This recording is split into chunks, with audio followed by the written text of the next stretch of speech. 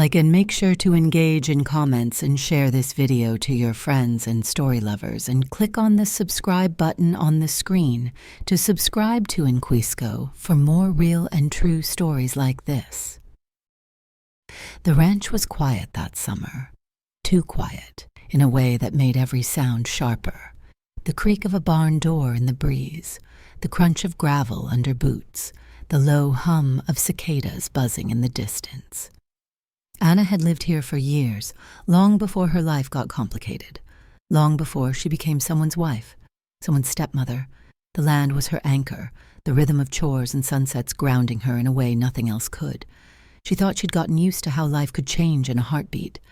And then Shawn came back. Shawn was her husband's son, but he wasn't much like his father.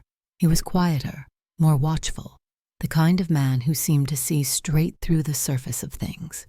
He'd been away for college and then stayed in the city to work for a few years. Anna remembered him as a lanky teenager who barely spoke to her, still working through whatever resentment he carried about his father remarrying. But when he returned that summer, something was different. It wasn't just that he'd grown up. It was the way he carried himself now, self-assured but not cocky. He still didn't talk much, but when he did, his deep voice had a way of lingering in the air, commanding attention without effort. And there was something about the way he looked at her, steady, deliberate, almost as if he was trying to figure her out. Anna tried not to let it bother her. She was a married woman, after all, and Shawn was her stepson. But the way he lingered around the barn while she worked, offering to help fix this or carry that, made her heart flutter in a way she hadn't felt in years. One afternoon, they were fixing a fence at the edge of the property. It was one of those blisteringly hot days where the sun seemed to melt everything it touched. Anna had tied her blonde hair back in a messy braid, her face slick with sweat as she wrestled with a stubborn post. Shawn was on the other side of the fence, his dark skin glistening under the sun as he drove nails into the wood. She caught herself staring once, her eyes tracing the muscles in his arms, the effortless strength in his movements. When he looked up, catching her gaze, she quickly turned back to her work, her cheeks burning. "You all right?" he asked, his voice tinged with amusement. "Yeah, just hot," she replied, avoiding his eyes. He handed her a bottle of water, their fingers brushing briefly. The contact sent a jolt through her, and she pulled her hand back too quickly, nearly dropping the bottle. Shawn chuckled softly, a sound that was both teasing and oddly intimate. "Careful now," he said, his eyes lingering on her just a second too long. Anna tried to shake it off, tried to focus on the task at hand, but the tension between them was undeniable, like a thread pulled tight, ready to snap. She told herself it was nothing, just her imagination running wild, but deep down, she knew it wasn't, and that scared her. That evening, as she stood at the sink washing dishes, she couldn't stop thinking about the way Shawn had looked at her, the way her body had betrayed her with that electric spark of attraction. She glanced out the window, where the last traces of sunlight painted the horizon in shades of orange and pink. Shawn was out there somewhere, probably in the barn or sitting on the porch, and the thought of him so close sent a shiver down her spine. When her husband walked into the kitchen, wrapping his arms around her waist, she stiffened. "You okay, Anna?" he asked, pressing a kiss to her temple. "Yeah," she lied, forcing a smile. "Just tired." But it wasn't tiredness that kept her awake that night, staring at the ceiling as the house settled into silence.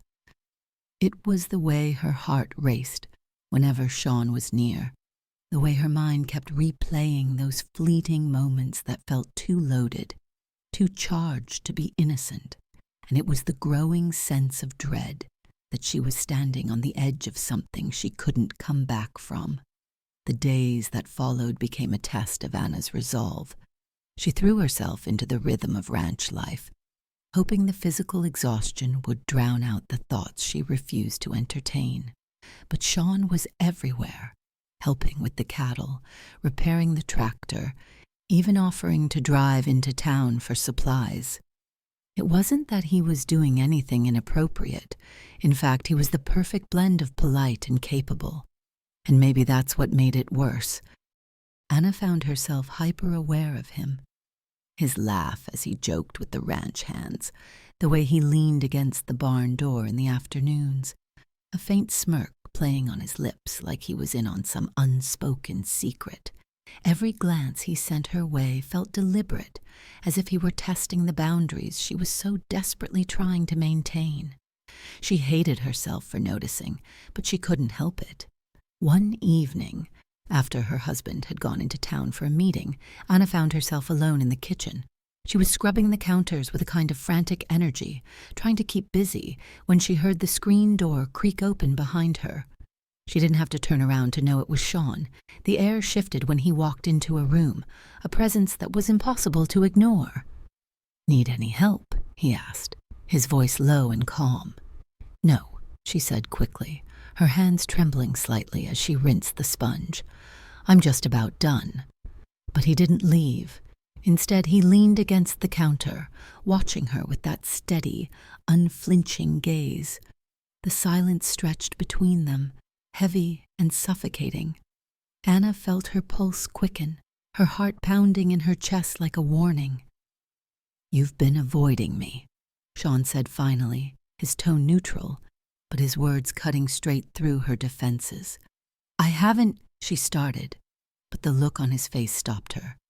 He wasn't buying it, and deep down she knew he was right. "Look," she said, turning to face him.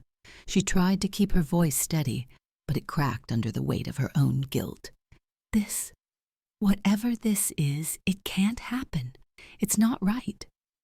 Shawn didn't move, didn't flinch.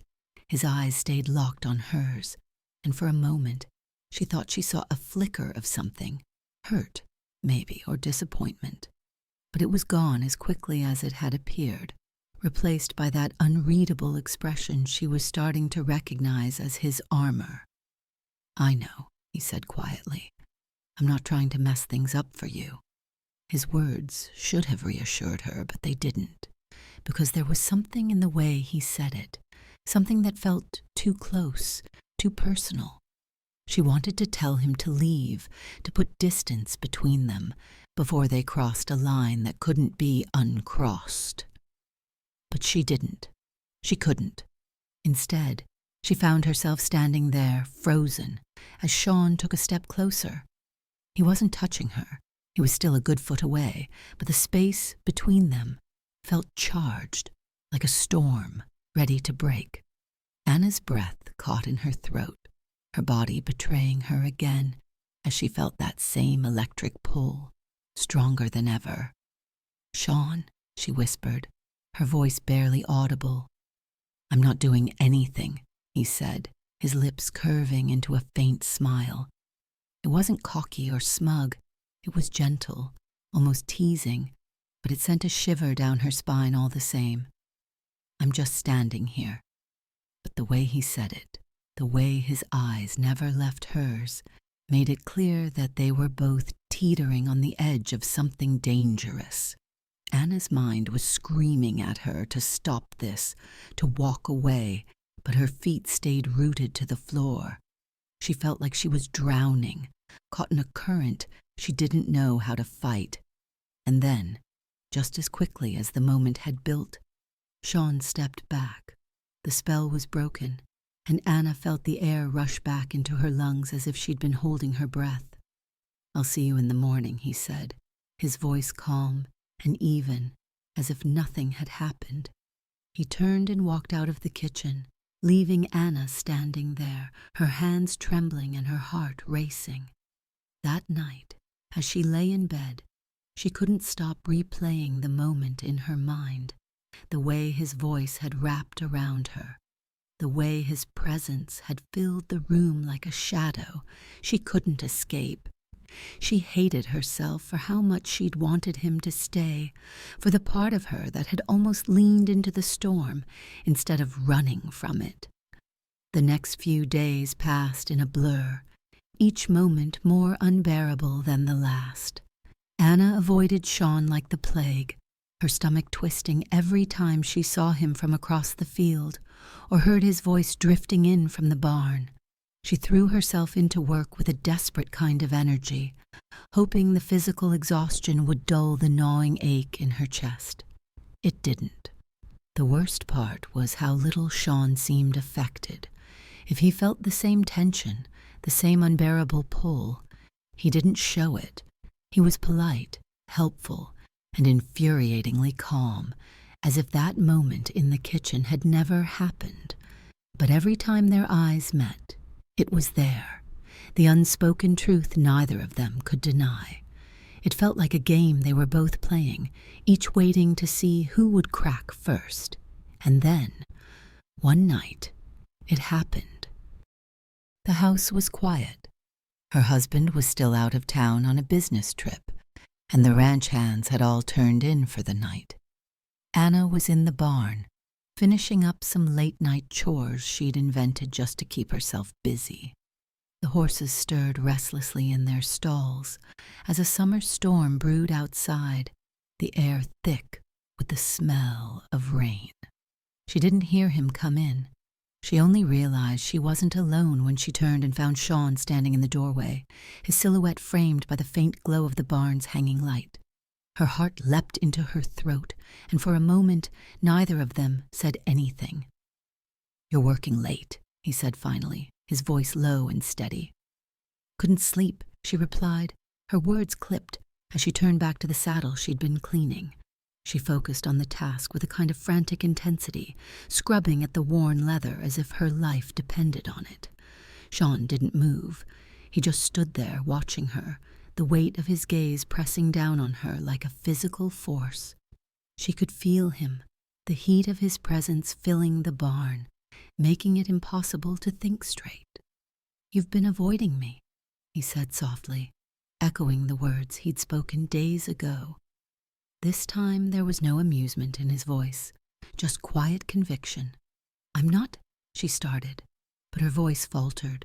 She couldn't lie to him, not when the truth was written all over her face. I don't know what you want from me, Shawn." He stepped closer, his boots crunching softly against the straw-covered floor. "I don't want anything from you," he said. "I just can't stop thinking about you." Anna froze, her breath catching in her throat. The barn seemed to shrink around them, the walls closing in as the storm outside rumbled closer. She turned to face him, her hands trembling at her sides. "You can't say things like that," she whispered. "You can't—" "Why not?" he interrupted, his voice sharper now, laced with frustration. "Why can't I?" "It's the truth, Anna, and you feel it too." Her head spun, her body vibrating with a mixture of fear and longing. She wanted to deny it, to tell him he was wrong, but the words wouldn't come. Because he wasn't wrong. She did feel it. She felt it every time he looked at her, every time his voice sent shivers down her spine. "This has to stop," she said, her voice breaking. "We can't—" But Shawn wasn't listening. He took another step toward her, closing the distance between them until he was close enough for her to feel the heat radiating off his skin, close enough to see the way his dark eyes burned with an intensity that made her knees weak. "Tell me you don't feel it," he said, his voice low and rough. "Look me in the eye and tell me you don't." Anna opened her mouth, but no sound came out. Her heart was pounding so hard she thought it might burst, her body trembling with the effort to hold herself together. She wanted to scream, to run, to do anything but stand there, teetering on the edge of something she couldn't control. "Shawn, please," she whispered, her voice barely audible. "Don't do this." For a moment, she thought he might listen. His jaw clenched, his hands curling into fists at his sides as he fought some internal battle she couldn't see. But then, just as quickly, he stepped back. The tension snapped like a rubber band, leaving the air between them heavy and electric. Shawn ran a hand through his hair, his breathing ragged as he looked at her with a mixture of frustration and something else. Something softer, almost tender. "I'm sorry," he said finally, his voice barely more than a whisper. "I didn't mean to." But before he could finish, a sharp clap of thunder shook the barn, making them both jump. The moment was broken, and Anna seized the chance to put distance between them. She brushed past him, her heart racing as she fled into the night. The rain had started to fall, cool droplets soaking her skin as she stumbled toward the house. She didn't look back, didn't dare risk seeing the look on Shawn's face. All she knew was that she had to get away, to put as much space between them as possible before she did something she could never take back.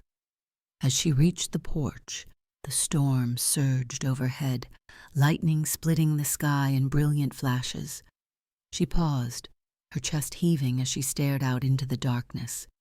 She thought of Shawn, standing alone in the barn, and felt a pang of something she couldn't name. Regret, maybe, or relief, or both. But as the rain poured down around her, she realized one thing with painful clarity. This wasn't over, not by a long shot. Click on the subscribe button on the screen to subscribe to Inquisco for more real and true stories like this.